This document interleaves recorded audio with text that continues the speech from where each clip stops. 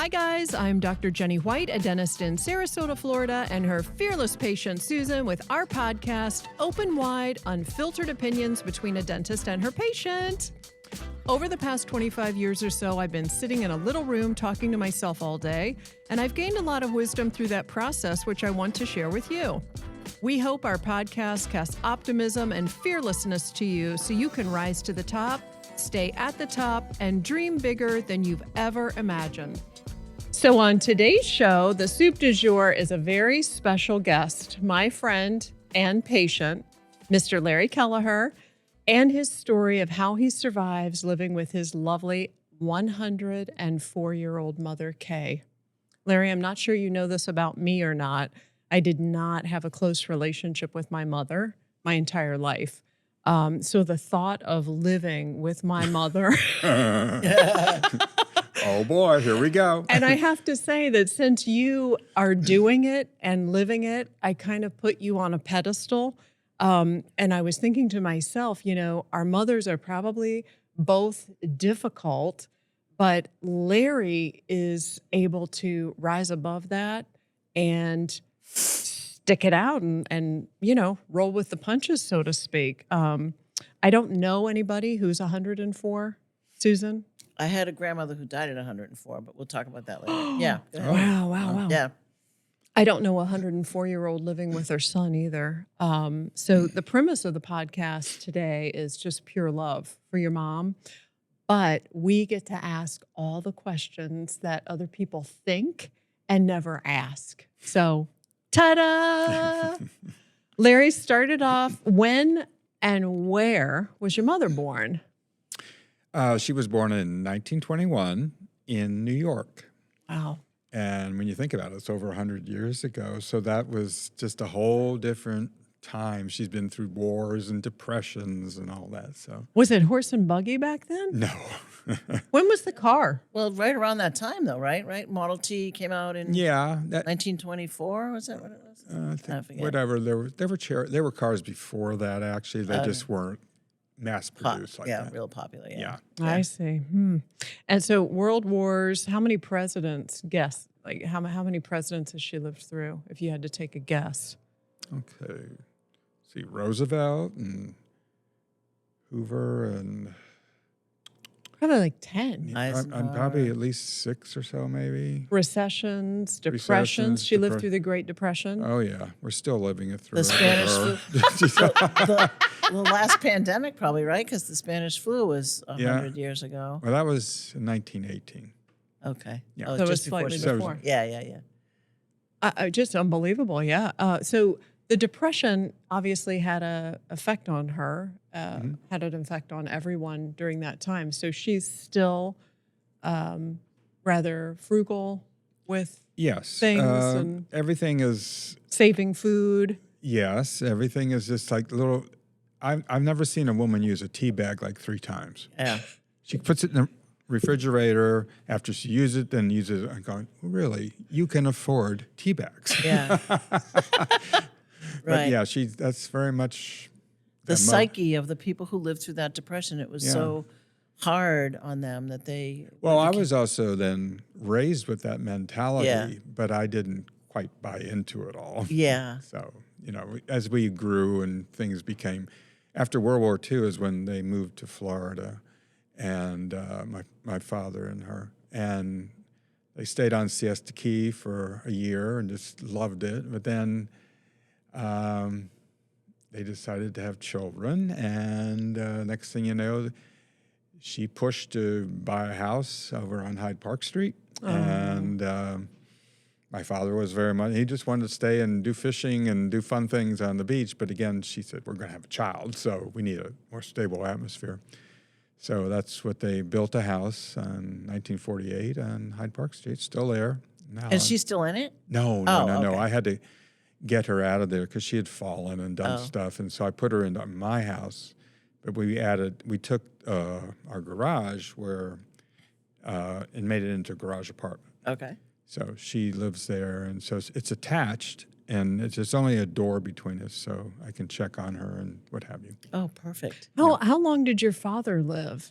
He lived till he was 90, and after that, she still lived on her own for a while. But again, she had a fall, and then she had to go into rehab for a few months. And then that 3 months took to create this apartment for her and make it ADA compliant and all this stuff.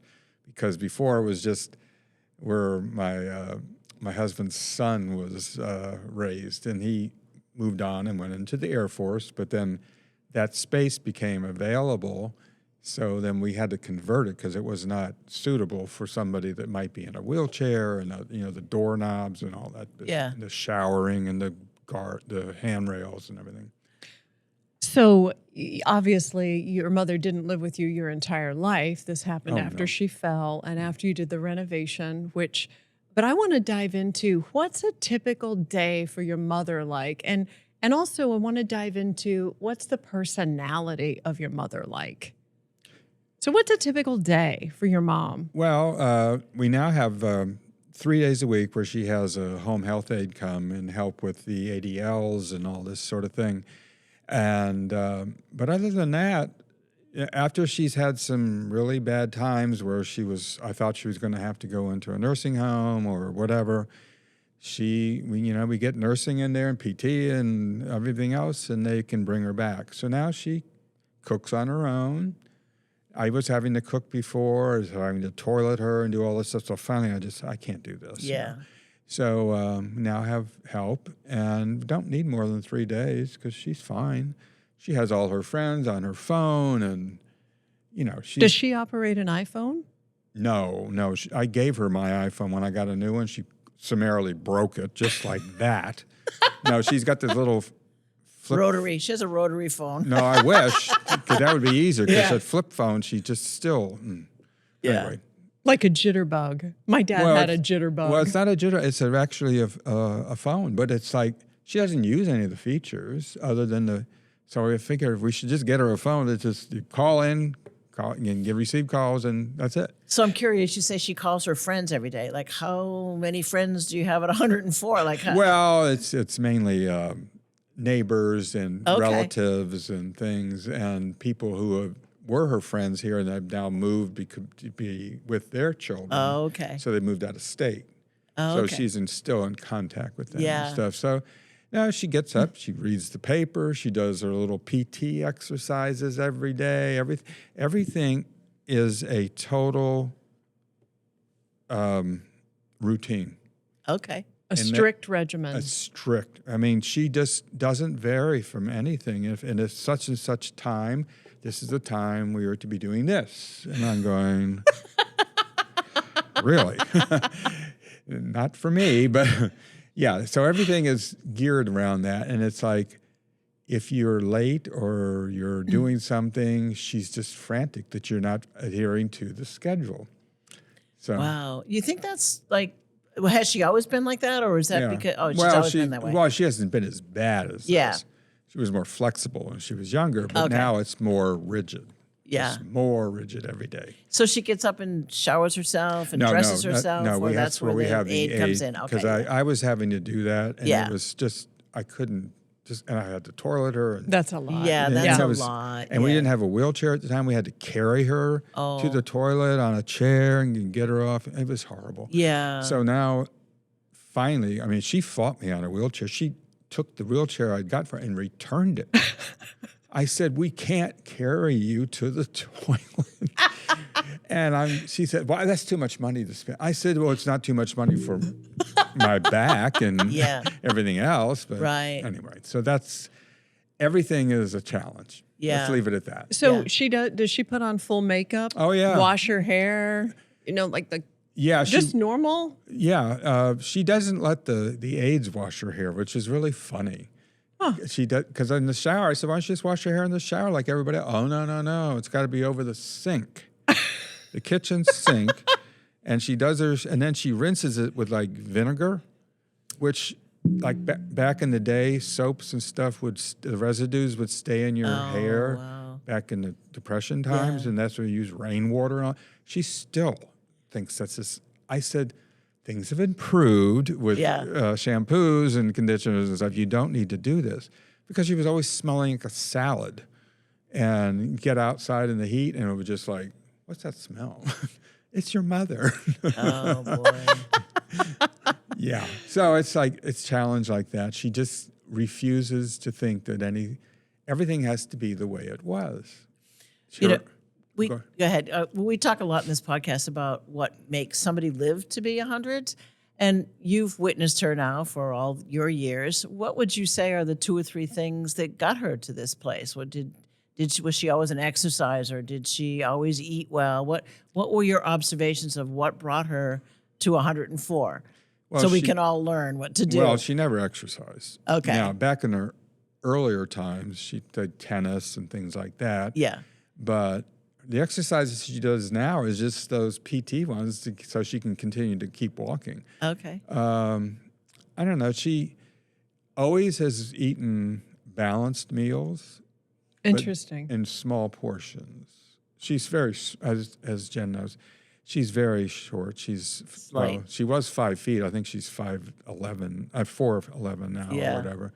So she's very tiny, and so she doesn't really have. And older people don't have a big appetite. Yeah. So she just eats, and she eats a little balanced meal. She has her salad and her vegetable and a meat and a starch, and every day. And what about Larry? I know you've shared with me that she has some controlling issues. You mentioned her schedule. You mentioned how she'll shift the conversation to suit her. Oh, yeah. Do you think these things help her live a long time, like the stability of her life and a solid routine and controlling the conversation? And yeah, she... do you think that helps her live a long time?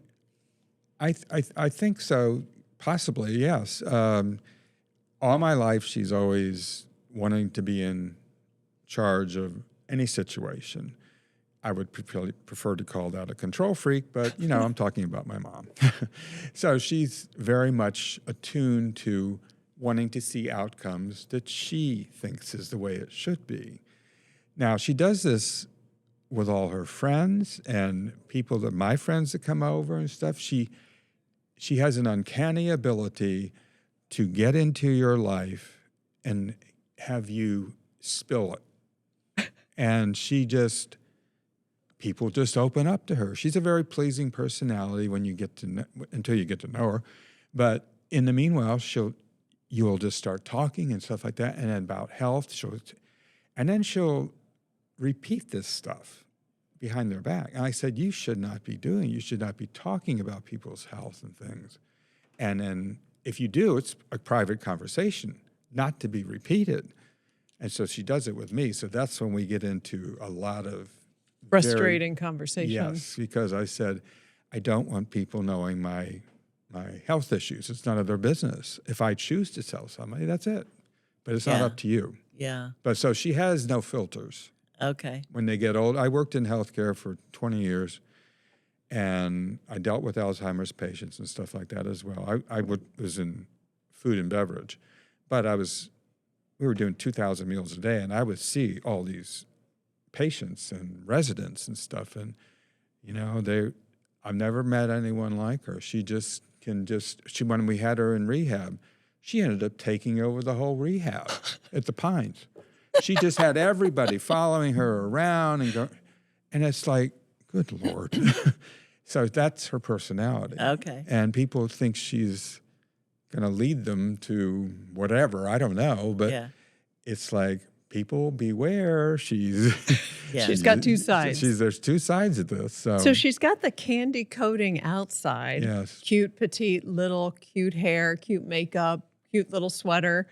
But the inside is a little different from what I'm hearing. But there've got to be a lot of pros to living with your mom. Like, for instance, going through old photographs or watching old videos or things like that. I'm trying to do, well, we didn't have videos back then, but photographs and stuff. I've set up albums for her and stuff of all her pictures, but I don't know who the people are.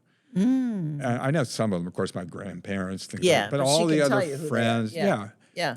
But she'd rather talk about other stuff. I'm going, I'd really like to know this stuff about you because it's part of me as well. Yeah. Because I don't know how, all about your life beforehand. And she just likes to talk about things that are like oh, I didn't get my, is it time to call for my prescription? I said, no, it's not. And then, she starts calling and she talks to the, when you get the prompts get to the pharma, she's talking to the prompts and doesn't understand why she can't get a refill.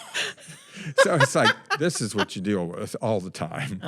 So I finally, when I went to pick up a prescription for her yesterday, I told the pharma, I said, please text me with her refills and I will handle this. Don't let her get involved because she gets everything all turned around. Then she doesn't get it. Then there's a whole, it's just a mess. So, I just want to get back to putting down. Does she have grandkids for one thing? Okay, no. I was going to say putting down on audio or writing it out what her life was like for the people that will follow her. Well, I gave her one of those books about when you tell a person like mom or I've dad. Seen those. Yeah. And I said, can you fill this out for me? Because getting her to sit and talk about it, she just ventures off into another topic. So I figured she likes to read and everything else, or she used to be an avid reader. I said, look at this book and just fill it in with pencil. It's easy, just the questions. She did the first page. Well, that's it. So I'm trying to figure out ways to get her to focus on telling me about her past without getting into all the stuff that I already know. Yeah. Or she'll tell me about my life. I know about my life. I was there. So. Or she'll tell you how your life should be. Should have been. Oh, yes. Should have been. Let me tell you what you did wrong. Right. I just turned 76, but in her mind, I'm still 6. Yeah. So I don't do much right. Whatever. But Larry, there's something about you that is absolutely sort of a unicorn-ish. In that you have... I have a horn coming out of my head. You're a unicorn without the horn, okay. sans horn.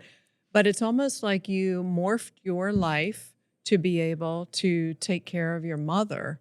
And you've given basically your life to take care of your mother, which speaks volumes about you as a person. Well, I really do wish I could go on a vacation. I haven't been on a vacation in about 14 years now. You're an only child? Yes. Okay.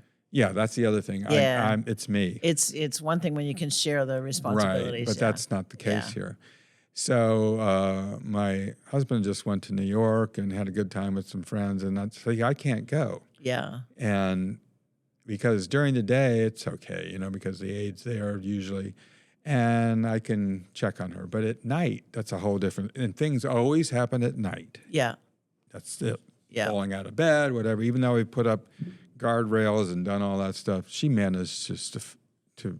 Again, lately it hasn't happened. But, yeah. Now, during the day, can she go to the Senior Friendship Center or no, any of those resources available? She used to be a volunteer there. Oh, okay. And she thought all those old people were... Yeah. She was older than all of them. And she would just say, they don't want to give the $2 for lunch, and just complain. And so she finally stopped going, and and I said, don't you want to go back and not be working there, but just have fun, listen to music and do whatever. No. Okay. So that was a big part of her life for like 3 years. And all of a sudden, no, I'm done.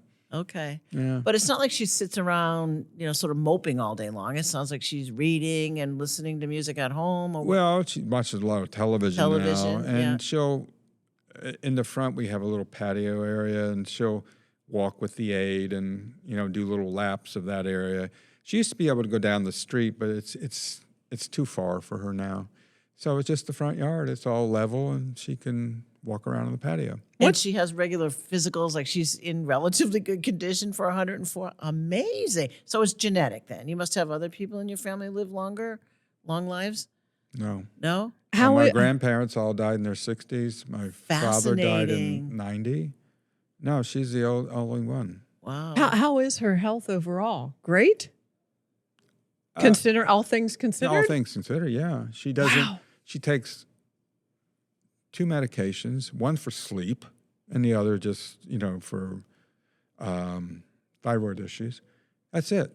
I take a list. Yeah. She's going to outlive all of us. Oh my. And she just, and then again, these pills are just so important to her. Like, oh my God, I've got to have my pills. Well, they're making you sleep.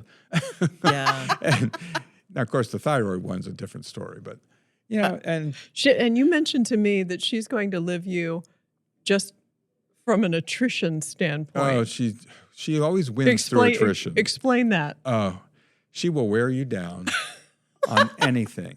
And this is anybody, but she's going to start mainly with family members and my partner and stuff. She just starts in and she wants you to do something. Well, it's not something that needs to be done or whatever. And she'll just keep it up until you acquiesce. And again, that's why I call it's winning through attrition. She will continue. She's done that all my life. Yeah. But, I mean, it's just now it's a total focus. And it's like,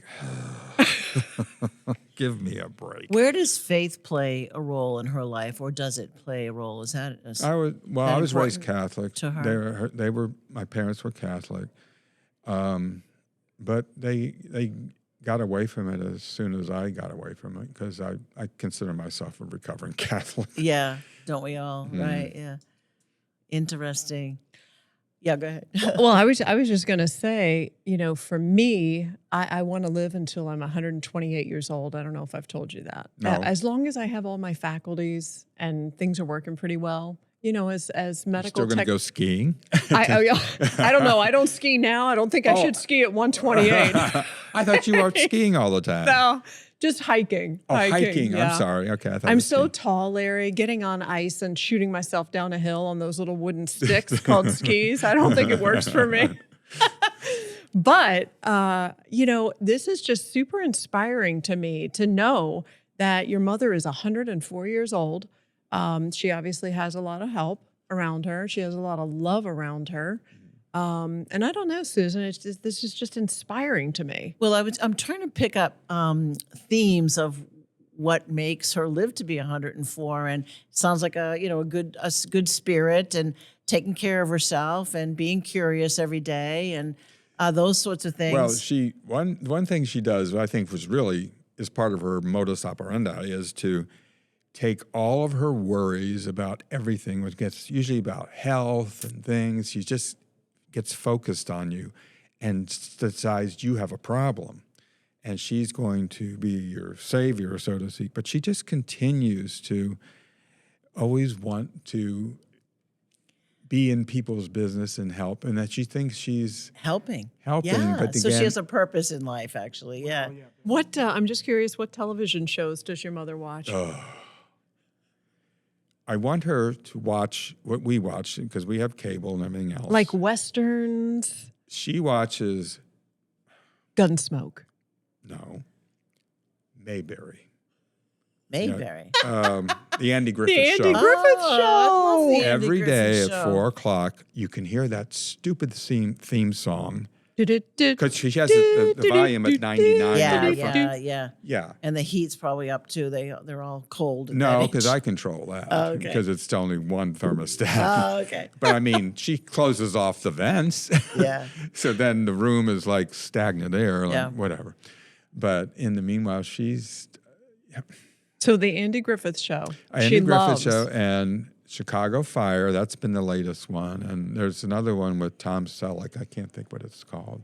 He was so good looking. He was good looking. That's probably why she I don't know watches. if he's still looking. Is he still here? He's still here. Yeah, Okay. I think he is. I don't think he's as good looking. Well, Yeah, I he's- shouldn't say that. Oh, well. I had a grandmother who lived to be 104, and she would set a timer for 10 minutes every day. Just that was her worry time, and she was going to worry about whatever was going to worry about for 10 minutes. Oh, I love that. I know, me too. And when the timer went off, she stopped worrying. Oh, I should and tell she her lived to that. be 104. So I don't know. There's something That's to a be good said. idea. Can we give a 104-year-old your mother a tip Yeah, really. to help her live a little longer? Because I tell her, I said, would you stop? Everything is a worry. And I said, own your own worry. Yeah. Don't put it onto me. Yeah. Because that's what she does. She takes Yeah. all her worries and puts them onto other people. But she's supportive of your relationship and always has been. Yeah. There was none of And those then, hurdles you had to go through. He has a son from a previous marriage, and he's 31 now. Okay. And he's in the Air Force. So he comes home and be home for Christmas. So, You know, one big happy family. well, yeah. I mean, even his name is Levi.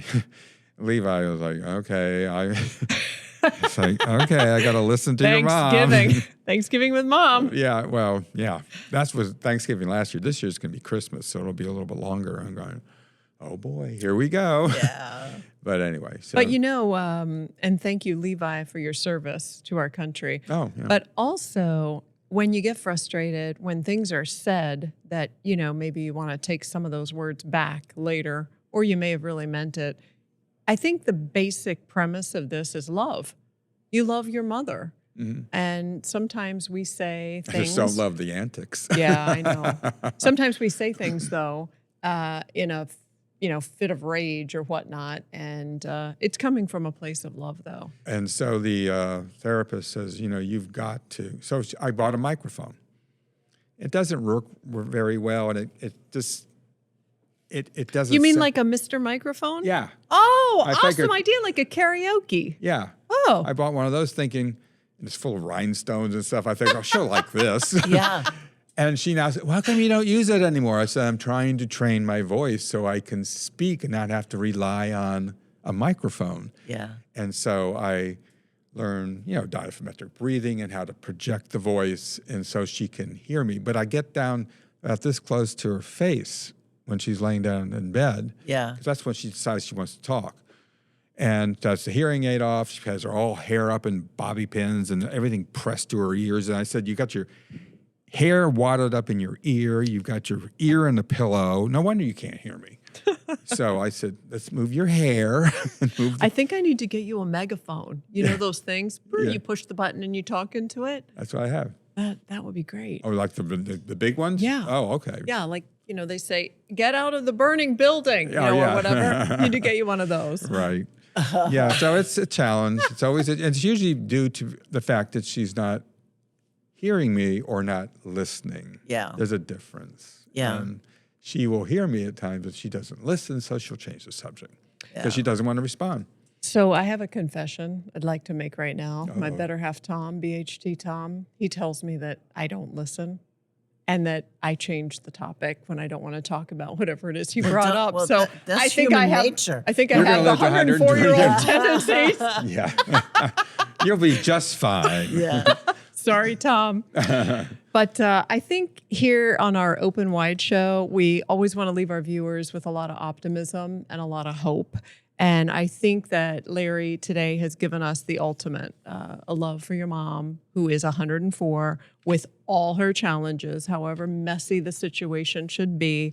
I really do feel that love is the common denominator here.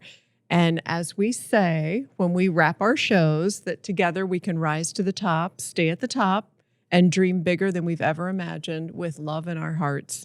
Thank you so much, Larry, for being here today. And you're quite that welcome. is a wrap. We thank you for listening and hope you enjoyed this podcast. If you did, please share this show with friends and family and subscribe to our YouTube channel. This way, you'll never miss weekly drops. Stay strong, dream big, and floss your teeth.